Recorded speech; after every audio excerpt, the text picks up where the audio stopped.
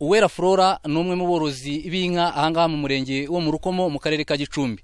Avuga ko kuva aho atangiriye korora inka mu 2003 ubuzima bwe bwagiye buhinduka umwaka ku wundi. Mbere sinagiraga icyo kwicaraho, sinagiraga ameza yo kuriraho, sinagiraga intebe yo kwegamaho ngo nicare. Intebe nicaragaho nayikweretse.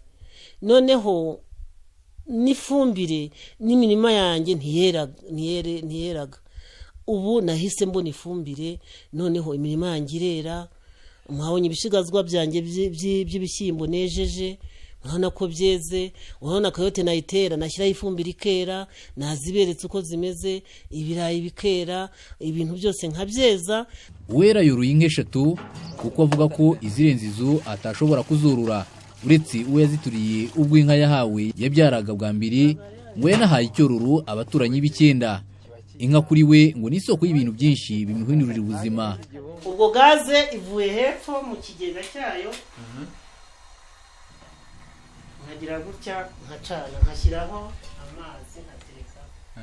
Inka rero ifite akamaro.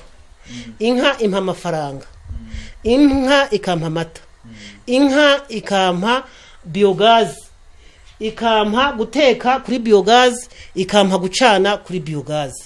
Kandi nkacana nta myotsi, nta kwandura, ugasanga inka ifite akamaro n'uruganda rukomeye cyane.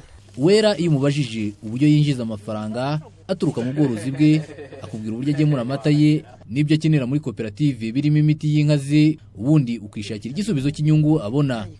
Kuba Uwera Flora ubuzima bwe bugenda buhinduka umwaka ku wundi, avuga ko abikesha ubuyobozi bwiza bw'igihugu. Ibi byose nkweretse ndabikesha Paul Kagame, kuko yampaye inka ivuye muri Afrika y'Epfo itanga umukamo, ibasha kongeza kuri ibi. Ni ukuvuga niba igitanda ndyamyeho ni Kagame, ishuka ndyamyeho ni Kagame, ni ukuvuga intebe niceyeho ni Kagame, ni ukuvuga ko ikintu cyose iyi kanzu ndebana ni Kagame, ubu uyu musatsi wanjye ni Kagame. Ibintu byose mfite, ibintu bintunze, ibintu nk'ubu niba nkwakiriye, ubu ni Kagame ubu kwakiriye, kuko ibyo nkwakirije mbikura mu kunka Kagame yampaye. Uyu muhinzi mworozi wa kijyambere usanga kandi mu mirima iri hafi y'urugo rwe irimo ubwatsi bw'inka ze bw'ubwoko butandukanye kandi butanga umukamo. Mu gihe cy'itumba arabusarura akabwumisha, ubundi akabukuramo ifu, ku buryo mu gihe cy'impeshyi abugaburira inka ze. Ubumenyi afite mu korora inka ageze ku rwego rwo kubusangiza bagenzi be nk'uko abisobanura.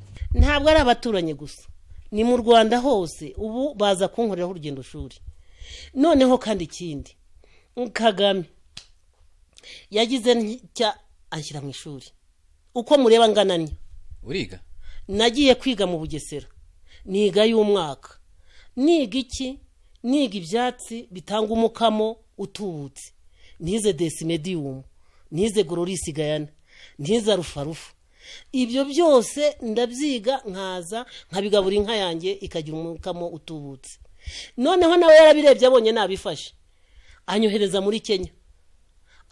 muri Kenya kujya kwispecializa. Ubu nagiye muri Kenya kwispecializa mu byatsi no kureba aborozi bateye imbere kugira ngo nanjye nzamuke. Kagame anyoherezayo, ubu navuyeyo. Uragira ngo Kagame akora iki? Ku myaka 72 Uwera Flora usanga akorana imbaduko imirimo inyuranye yo mu rugo.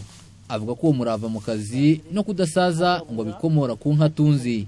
Ntabwo ngiye kubirariraho, ubu ndi nk'umukozi. None se aho ubu mfite imyaka 72, ubu wabimenya? None ndakwereka indangamuntu yanjye. None se wawanyweye amata ugasaza? Wawanyweye amata ugasaza, wabariye neza ugasaza. Noneho niyo uyifite ukabona uyikuri ku muryango, uba ufite umutima mwiza. Burya gusaza no guhangayika, nta mihangayiko ngira. Kandi ntabwo iyo utunze inka uhora wishimye. Iyo unyweye amata nta muntu ugira unywa amata urakara. Nuko ntabwo nkubeshya, ntabwo mbabeshya abana. Uwera Flora avuga ko imihigo kuri we ikomeje. Ngewe imihigo mfite ni ugufatanya na Kagame kuzamura igihugu, tugafatanya mu iterambere muri iriya myaka 7. Ibintu azatugezaho noneho mw'abantu mwe ntabwo bizagira uko bingana. Ninjye niyemeje kuzafatanya nawe, gufatanya mu iterambere. Uwera Flora avuga ko umuntu wese umurimo yerekejeho amaboko akwiye kuwukorana umwete kuko mu Rwanda hari amahirwe atuma abantu biteza imbere. Kwizera John Patrick, Televiziyo Rwanda, mu karere ka Gicumbi.